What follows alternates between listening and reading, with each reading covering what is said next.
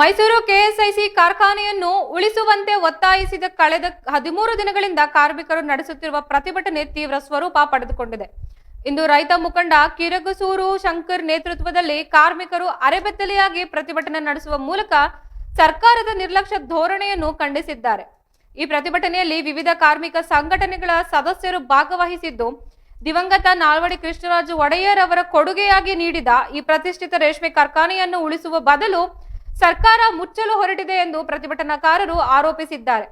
ಅಂತಾರಾಷ್ಟ್ರೀಯ ಮಟ್ಟದಲ್ಲಿ ಮನ್ನಣೆ ಪಡೆದಿರುವ ಇಲ್ಲಿನ ರೇಷ್ಮೆ ಕಚ್ಚಾ ವಸ್ತುಗಳ ಉತ್ಪಾದನೆಗೆ ಧಕ್ಕೆಯಾಗದಂತೆ ನೋಡಿಕೊಳ್ಳಬೇಕೆಂದು ಆಗ್ರಹಿಸಿದ್ದು, ಕಾರ್ಖಾನೆ ಆವರಣದಲ್ಲಿ ಕ್ರೀಡಾಂಗಣ ನಿರ್ಮಾಣ ಮಾಡುವ ಸರ್ಕಾರದ ನಿರ್ಧಾರವನ್ನು ವಿರೋಧಿಸಿ ಅವರು ಕ್ರೀಡಾಂಗಣವನ್ನು ಬೇರೆಡೆಗೆ ಸ್ಥಳಾಂತರಿಸಿ ಕಾರ್ಖಾನೆಯನ್ನು ಅಭಿವೃದ್ಧಿಪಡಿಸಬೇಕೆಂದು ಒತ್ತಾಯಿಸಿದ್ದಾರೆ.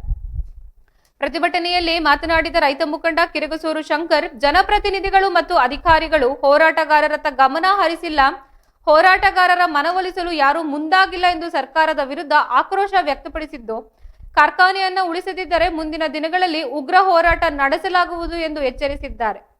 ಈ ಪ್ರತಿಭಟನೆಗೆ ಜೈ ಕರ್ನಾಟಕ ಪರಿಷತ್ತಿನ ರಾಜ್ಯಾಧ್ಯಕ್ಷ ನಾರಾಯಣ್ ಅವರು ಬೆಂಬಲ ವ್ಯಕ್ತಪಡಿಸಿದ್ದು, ಕ್ರೀಡಾಂಗಣ ನಿರ್ಮಾಣದ ಆದೇಶವನ್ನು ಹಿಂಪಡೆಯುವವರೆಗೂ ಹೋರಾಟ ಮುಂದುವರೆಯಲಿದೆ ಎಂದು ಘೋಷಿಸಿ ಪ್ರತಿಭಟನಾಕಾರರನ್ನು ಒಂದು ವೇಳೆ ಸರ್ಕಾರಿ ಮಣಿಯದಿದ್ದರೆ ಮುಂದಿನ ದಿನಗಳಲ್ಲಿ ಟಿ ನರಸೀಪುರ ಬಂದ್ಗೆ ಕರೆ ನೀಡಲಾಗುವುದು ಎಂದು ಎಚ್ಚರಿಕೆ ನೀಡಿದ್ದಾರೆ. ಕಾರ್ಮಿಕರ ಈ ಹೋರಾಟಕ್ಕೆ ವಿವಿಧ ಸಂಘಟನೆಗಳು ಬೆಂಬಲ ವ್ಯಕ್ತಪಡಿಸಿದೆ.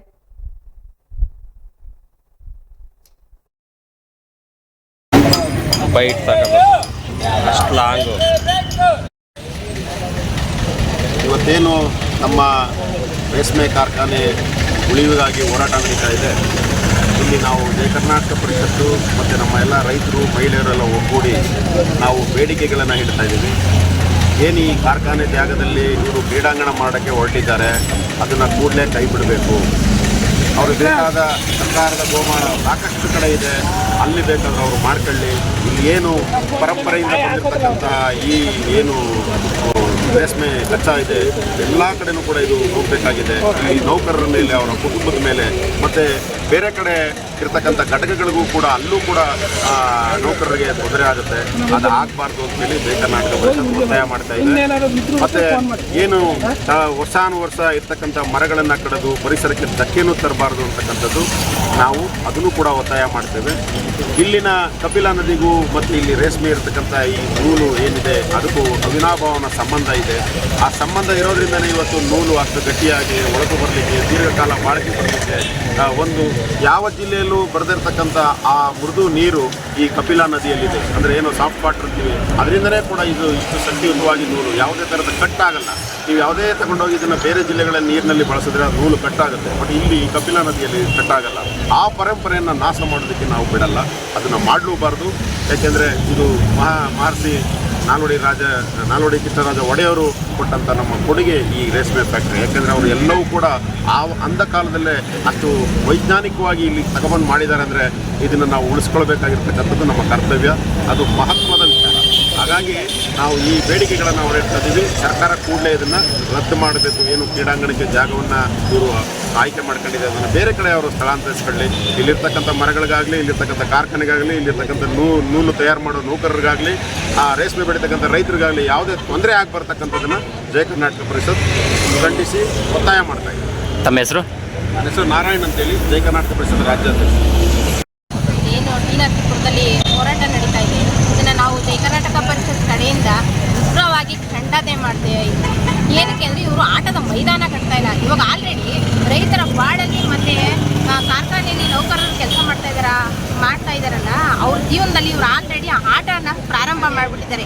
ಇವ್ರು ಏನು ನಾವು ಸರ್ಕಾರದವ್ರು ಏನು ಮಾಡಬೇಕು ಅಂತ ಇದ್ದಾರೆ, ನಾವು ಕೇಳಿದ್ದೀವ ನಮ್ಮ ಕಾರ್ಖಾನೆ ಮುಚ್ಚಿ ನಮ್ಗೆ ಆಟದ ಮೈದಾನ ಕಟ್ಕೊಡಿ ಅಂತ ಅಂದ್ಬಿಟ್ಟು. ಜನರ ರೈತರ ಜೀವನ ಹಾಳಾಗುತ್ತೆ, ಕಾರ್ಮಿಕರ ಜೀವನ ಹಾಳಾಗುತ್ತೆ.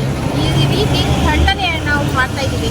ಏನಕ್ಕೆ ಅಂತಂದರೆ ನಮ್ಗೆ ಆಟದ ಮೈದಾನ ಬೇಡ, ಕಾರ್ಖಾನೆ ಉಳಿಬೇಕು, ಮೈಸೂರಿನ ಪಾರಂಪರತೆ ಉಳಿಬೇಕು.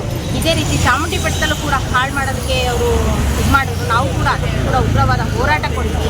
ಇವಾಗ ಇಲ್ಲಿಗೂ ಕೂಡ ಇದೇ ರೀತಿ ಹೋರಾಟ ಮಾಡೋದಕ್ಕೆ ಬಂದಿದ್ದೀವಿ. ನಮ್ಮ ಮೈಸೂರಿನ ಪಾರಂಪರತೆ ಹಾಳಾಗಬಾರ್ದು, ಉಳಿಬೇಕು. ಮೈಸೂರು ಸಿಲ್ಕ್ ಕಾರ್ಖಾನೆ ಉಳಿಬೇಕು ಅಂತಂದರೆ ನಮ್ಮ ಹೋರಾಟಕ್ಕೆ ಜಯ ಸಿಗಬೇಕು ಅಂತ ಅಂದ್ಬಿಟ್ಟು ನಾವು ತಮ್ಮ ಹೆಸರು? ಸಂಘ ಹೇಳದೆ ಇದ್ರೆ ನಾಳೆಯಿಂದ ಇವತ್ತು ಉಗ್ರವಾದ ಚಳವಳಿ ಇವತ್ತು ಪ್ರಾರಂಭ ಮಾಡ್ತೀವಿ. ನಾಳೆಯಿಂದ ವಿಭಿನ್ನ ರೀತಿ ಚಳುವಳಿನ ಮಾಡ್ತೀವಿ. ನಾಳೆ ಏನು ಈ ಪರಿಸರ ಭಾಳ ತಂಪಾದ ಪರಿಸರ ಇದೆ ಕಾರ್ಖಾನೆ ಒಳಗಡೆ, ಆ ಮರ ತರಕ್ಕೆ ಹೋಗ್ತೀವಿ ಅಂತ ಹೇಳೋದು. ನಾಳೆ ಮರಗಳನ್ನ ತಪ್ಪಿಕೊಂಡು ನಾವು ನಮ್ಮ ತಾಯಿ ತಂಗಿ ಮರಗಳು ಯಾವುದೇ ಕಾರಣಕ್ಕೂ ತರಿಬೇಡಿ ಅಂತ ನಾಳೆ ಒಂದು ವಿಭಿನ್ನ ಚಳುವಳಿನ ನಾಳೆ ಮಾಡ್ತೀವಿ. ಅದಕ್ಕೂ ಬಗ್ಗಿಲ್ಲ ಅಂದರೆ ಆಚೆ ನಾಳಿದ್ದು ಏನು ನ್ಯಾಷನಲ್ ಹೈವೇ ಮುಖ್ಯ ರಸ್ತೆಯಲ್ಲಿ ರಸ್ತೆ ತಡೆ ಚಳುವಳಿನ ನಿರಂತರವಾಗಿ ಮಾಡ್ತೀವಿ ಅಂತ ಎಚ್ಚರಿಕೆಯನ್ನು ಕೊಡ್ತೀವಿ.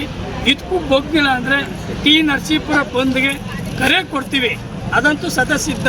ಅದನ್ನೆಲ್ಲ ಆಗದೆ ಇದ್ದರೆ ಏನು ರೈತರ ಹಿತದೃಷ್ಟಿಯಿಂದ, ಕಾರ್ಮಿಕರ ಹಿತದೃಷ್ಟಿಯಿಂದ, ಸಾರ್ವಜನಿಕರ ಹಿತದೃಷ್ಟಿಯಿಂದ ಕಾರ್ಖಾನೆ ಒಳಗೆ ಕ್ರೀಡಾಂಗಣ ಮಾಡೋದ ತೆಗೆದಾಕಿದ್ದೀವಿ. ಕ್ರೀಡಾಂಗಣ ಹೊರಗಡೆ ಮಾಡ್ತೀವಿ ಅಂತ ಹೇಳಬೇಕು. ಮತ್ತೆ ಏನಾದರೂ ಇದಕ್ಕೂ ಬಗ್ದಿಲ್ಲ ಅಂದರೆ ಟಿ ನರಸೀಪುರಕ್ಕೆ ಜನಪ್ರತಿನಿಧಿಗಳನ್ನ ಒಳಗಡೆ ಬಿಡಲ್ಲ. ಅವ್ರಿಗೆ ಗೆರವು ಮಾಡೋ ಕೆಲಸ ಮಾಡ್ತೀವಿ. ಕಪ್ಪು ಪಟ್ಟಿ ಪ್ರದರ್ಶನ ಮಾಡ್ತೀವಿ. ಕಂಡಲ್ಲಿ ಗೆರವು ಮಾಡ್ತೀವಿ. ಆದರೆ ಅದನ್ನೆಲ್ಲ ಮಾಡಿಸ್ಕೋಬಾರ್ದು. ನೀವು ರೈತ ಪರ ಜನಪರ ಕಾಳಜಿ ಸರ್ಕಾರ ಆದರೆ ತತ್ಕ್ಷಣವೇ ಏನು ನೀವು ಆದೇಶ ಮಾಡಿದ್ರೆ ಅದನ್ನು ವಾಪಸ್ ಪಡಿಬೇಕು ಅಂತ ಈ ಮೂಲಕ ಸರ್ಕಾರಕ್ಕೆ ಎಚ್ಚರಿಕೆ ಕೊಡೋಕ್ಕೆ ಬಯಸ್ತೀವಿ. ಬೈಟ್ ತಗೋದು ಅಷ್ಟು ಲಾಂಗು